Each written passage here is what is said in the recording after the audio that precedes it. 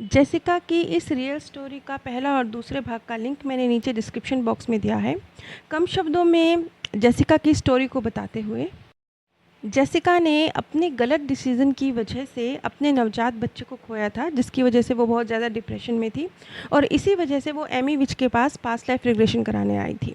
इसी कड़ी में उसने देखा कि एक बर्थ में जेसिका ने एक पूरा जीवन अकेलेपन में, उदासी में, दुख में गुजारा है, क्योंकि उसके पति और उसकी बेटी का स्वर्गवास बहुत जल्दी हो गया और वो उनके जाने के काफ़ी अरसे बाद तक अकेली जीवित रही।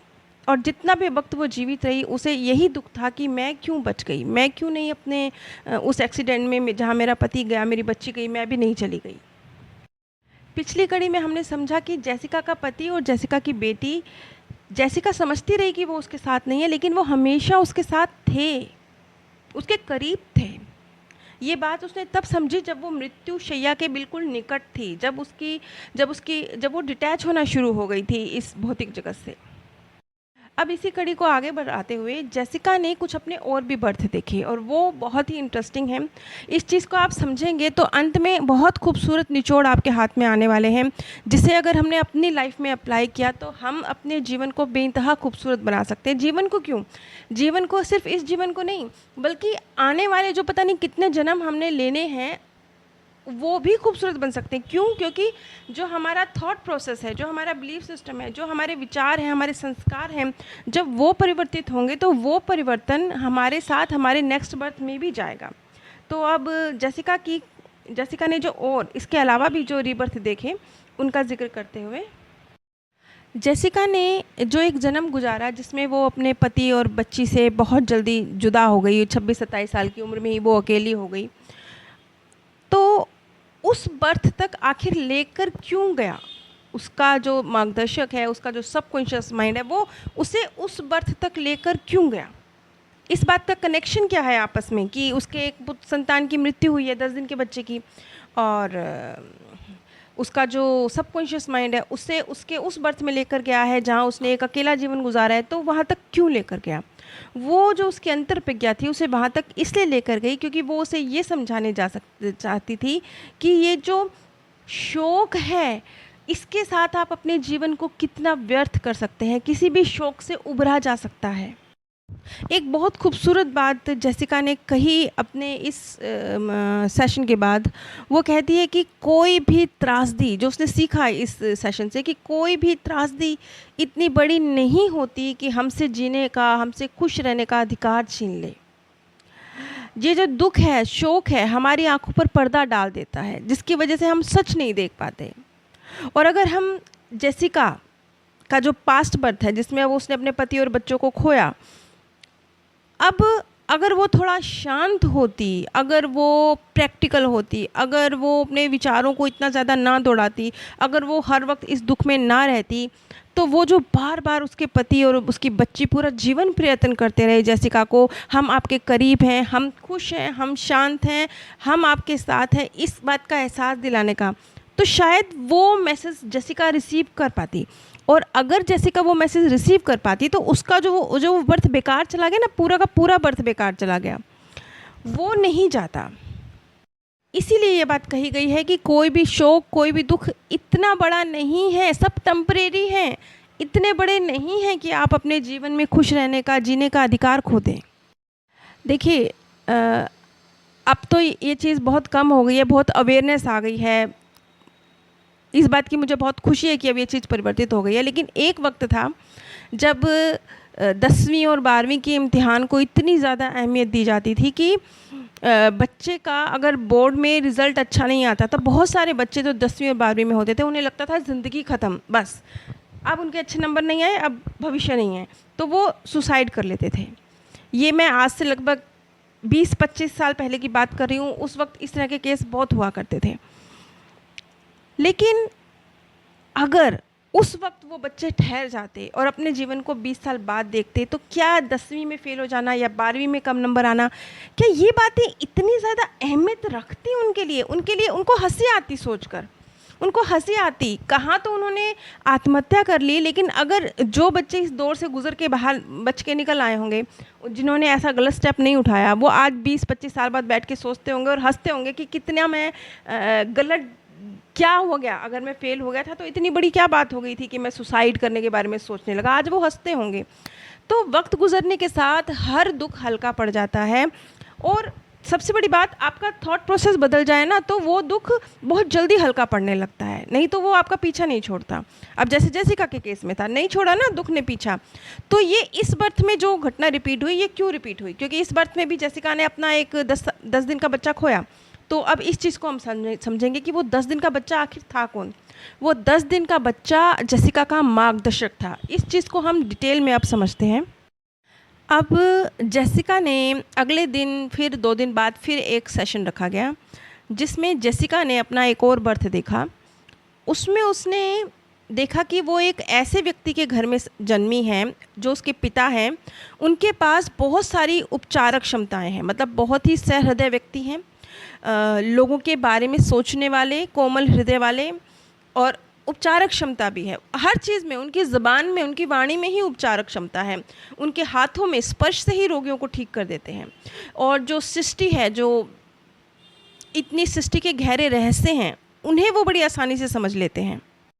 वो एक ऐसे पिता के घर उनकी बेटी बनकर उसने जन्म लिया है। अब ये तो चीज़ क्लियर है कि इतना गहरा अनुभव जो उस बर्थ में जेसिका के पिता के पास था, और इतना गहरा ज्ञान, इतनी समझ जो उसके पिता में थी, वो एक जन्म में तो हो नहीं सकती। उसके लिए तो अनेकों जन्म लेने पड़ेंगे, तब जाके किसी व्यक्ति में इतनी गहरी समझ डेवलप हो सकती है। अब वो पिता कौन था जेसिका का? जेसिका का वो पिता था आज के बर्थ का उसका 10 दिन का बच्चा जो गुजर गया, एलियट। अच्छा, उस बर्थ में जेसिका जिस बर्थ का मैं जिक्र कर रही हूँ, जिसमें उसके पिता के रूप में उसकी इस बर्थ का जो बच्चा गुजर गया, एलियट, वो था। उसी बर्थ में अपने पिता की मृत्यु के बाद जेसिका ने एक बच्चे को जन्म दिया। और वो बच्चा कौन था? वो बच्चा उसका उस बर्थ का पिता और इस बर्थ का एलियट जो 10 दिन का गुजर गया, वो था। यानी एक ही बर्थ में एक ही आत्मा ने पिता बनके और पुत्र बनके दोनों रूपों में जन्म लिया। लेकिन जब उन्होंने पुत्र बनके जन्म लिया तो कुछ दिक्कतें थीं, जिसकी वजह से कुछ बीमार थी जेसिका, जिसकी वजह से बहुत छोटा था जब उनका बच्चा, यानी उनका पिता जिसने रीबर्थ लिया था ना बच्चा बनके, वो बहुत ही छोटा था और बहुत जल्दी उसकी मृत्यु हो गई, वो उसे छोड़कर चली गई। अच्छा, अब अगर आप इस बात को ऊपर से एक देखेंगे ना तो एक गलत ख्याल पैदा हो सकता है। आपको ये लगेगा कि अच्छा, क्योंकि जेसिका ने एक बर्थ में एलियट की माँ के रूप में जब वो थी तो उसकी मृत्यु हो गई थी, एलियट को अकेला छोड़ दिया, उसने दुख दिया, मतलब एलियट को बिना माँ के अपना जीवन बड़ा होना पड़ा। तो इस बर्थ में एलियट ने संतान बन के जन्म लिया है जेसिका के घर, और एलियट जल्दी छोड़ के चला गया है। अब जेसिका जूझ रही है अपने बच्चे की मृत्यु के दर्द से, तो क्या ये हिसाब बराबर हुए हैं? दोनों ने हिसाब बराबर कर दिए? जी नहीं, ऐसा कुछ नहीं है, ऐसा कुछ भी नहीं है। ये प्रकृति इस तरीके से हिसाब बराबर नहीं करती है। हमारी ना बड़ी गलत ही धारणा है इस सब्जेक्ट को लेकर। हम लोग सोचते हैं कि किसी ने ना हमारे साथ कुछ गलत कर दिया तो वो ना हिसाब किताब बराबर हुआ, पिछले जन्म में तुमने। अच्छा, जो लोग गलत काम करते हैं ना वो इस एक्सक्यूज़ को ज़्यादा इस्तेमाल करते हैं। कोई किसी के पैसे मार लेगा ना तो वो बोलेगा, जब जिसने पैसे दिए हैं वो लेने आएगा तो वो बोलेगा, अरे पिछले जन्म में आपने मेरे देने होंगे, इस जन्म में। ये फजूल बातें अक्सर वही लोग करते हैं जिन लोगों ने गलत कर्म को अंजाम दिया होता है। तो यहाँ पर इस सृष्टि ने इस तरीके से नहीं किया। तो जेसिका के साथ जो ये घटना घटी कि उस बर्थ में वो बच्चा चला गया और पिता बेटा बन के आया, और फिर वो उसकी मृत्यु हो गई। इस बर्थ में फिर एलियट उसके जीवन में आया और फिर एलियट चला गया। तो ये सब हुआ क्यों? प्रकृति ने किया क्यों? अब ये प्रकृति ने खेल खेला, तो ये खेल प्रकृति ने इसलिए खेला कि जेसिका, जो कि भावनात्मक तौर पे कई जन्मों में हमने देखा ना, पास्ट बर्थ में कई बार वो अपने प्रियजनों से दूर हुई है और जीवन गुजारा है उनके बिना, और खुद भी वो बहुत जल्दी चली गई। तो ये सारे जो दर्द हैं जो उसने मृत्यु के साथ अटैच करे हुए हैं कि मृत्यु मतलब सब खत्म, मतलब प्रियजन सदा के लिए दूर। अब जो ये अनुभव उसे हो रहे हैं, ये चीज़ वो समझ रही है। अब वो मृत्यु को एक अलग नज़र से देख रही है। वो समझ रही है कि ये मृत्यु और जीवन, ये दोनों जीवन के दो अलग अलग सिरे हैं। मृत्यु है तो जीवन है, जीवन है तो मृत्यु है। मतलब जैसे हम मृत्यु कह रहे हैं, वो मृत्यु है ही नहीं, वो तो नेक्स्ट बर्थ है। और ये जो अनुभव हैं, इन्होंने उसे समझने का मौका दिया कि भले ही हम कुछ वक्त के लिए मर जाते हैं या हम एक दूसरे से दूर हो जाते हैं, लेकिन जो हमारा प्यार है, जो हमारे कर्म संबंध हैं, वो कभी नहीं मरते हैं। अब एलियट वो जेसिका के जीवन में एक बार नहीं, तीन बार आया। एक बार पिता के रोल में, फिर उसी बर्थ में बेटे के रोल में, फिर इस जन्म में फिर बेटे के रोल में, और अभी एक और बहुत महत्वपूर्ण रोल बाकी है, वो है मार्गदर्शक का रोल। और उस रोल से जेसिका की समझ में आता है कि एलियट कितनी बड़ी पावर है, कितनी बड़ी ताकत है, वो किस अपराध बोध में जी रही है। वो इतनी बड़ी पावर है कि उसे कोई उसके शरीर से जुदा कर ही नहीं सकता। ये सब कुछ उसे सिखाने के लिए था, उसे कुछ अनुभव देने के लिए था, प्री प्लान था, एक एग्रीमेंट का हिस्सा था, ऑलरेडी डिसाइडेड था, वही था जो वो तय करके आई। अब ये चीज़ें किस तरीके से खुल के जेसिका के सामने आती हैं, ये अगले सेशन में नज़र आता है। इस वीडियो के पिछले भाग का लिंक मैंने नीचे डिस्क्रिप्शन बॉक्स में आप सभी के साथ शेयर किया है, और कल ही मैं इसके अगले भाग का अपलोड करूँगी, तो उसका लिंक भी मैं नीचे डिस्क्रिप्शन बॉक्स में आप सभी के साथ शेयर करूँगी। आप सभी पर परमात्म सौंदर्य, प्रेम और आनंद सदैव बरसता रहे। आप सभी दिव्य पर